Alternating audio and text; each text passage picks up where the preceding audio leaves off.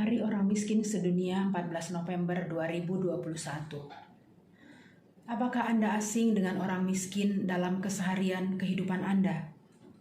Cobalah keluar dan lihatlah. Bahkan mungkin mereka adalah orang yang berada di dalam rumah Anda sendiri. Orang-orang miskin selalu ada bersama dan di antara kita. Siapa mereka? Bisa jadi mereka adalah satpam yang menjaga Anda saat tertidur nyenyak.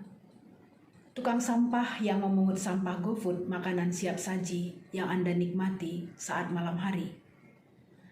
Mereka bisa jadi adalah pekerja rumah tangga Anda yang siap Anda perintah ini dan itu. Mereka adalah pemungut rongsokan dari barang-barang yang Anda buang karena Anda telah membeli yang lebih baik. Apa yang kita lakukan kepada mereka? Memberi mereka upah yang kerap tak sebanding dengan tenaga yang mereka berikan. Kita beri mereka upah yang tak cukup untuk memenuhi keluarga mereka sekedar makan ala kadarnya. Sudahkah kita merasa cukup dengan apa yang kita buat, sekedar sedikit meningkatkan martabat mereka sebagai sesama manusia? Kita semua tahu bahwa dunia di tahun 2050 akan dilanda gawat darurat iklim. Suhu memanas, udara tak lagi ramah dengan kehidupan manusia. Bahkan kekeringan akan terjadi di mana-mana. Akan banyak orang berdiam diri di ruang ber-AC. Tentu hal ini hanya berlaku bagi sebagian orang yang beruntung. Air menjadi sesuatu yang berharga mahal sekali. Siapa yang dapat membelinya? Hanya orang yang hidup berkelimpahan dari kebutuhan, dari keberuntungan yang ia peroleh dari hasil bisnis besar yang barangkali justru berkait erat dengan terjadinya pemanasan global, seperti pengerukan sumber daya alam, penebangan pohon, tanpa mengindahkan akibat yang ditimbulkan dan hanya berpikir untuk keberlangsungan bisnis mengeruk untung sebesar-besarnya. Petani tak lagi menggarap sepetak lahan yang kering kerontang.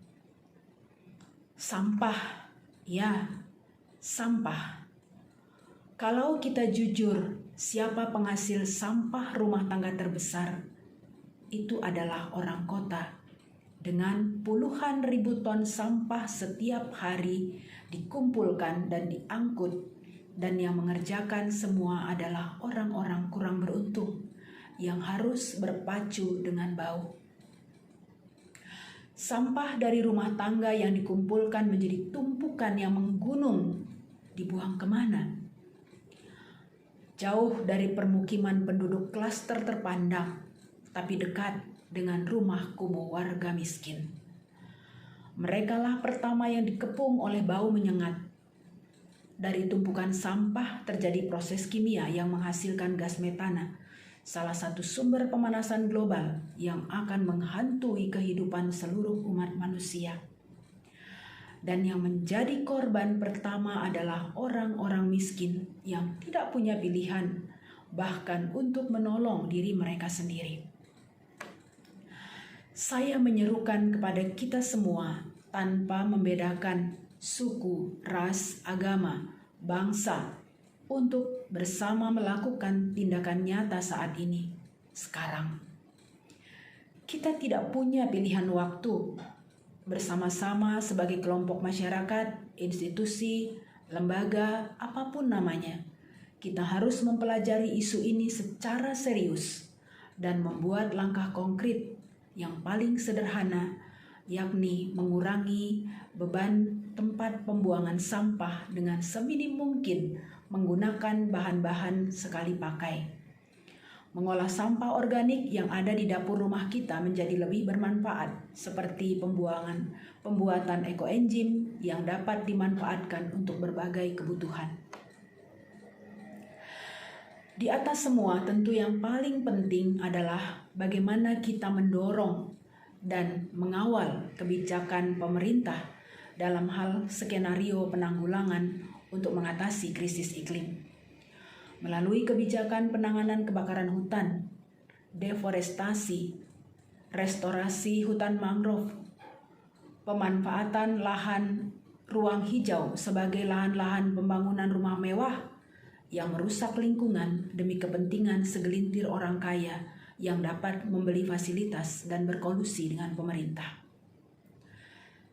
Takut, cemas, gelisah tak memperbaiki keadaan, apalagi bersikap acuh tak acuh, adalah bentuk sikap tidak peduli yang sangat menyakiti semesta dan manusia yang berdampak langsung oleh krisis iklim ini, yakni orang-orang miskin di sekitar Anda dan bahkan di dunia.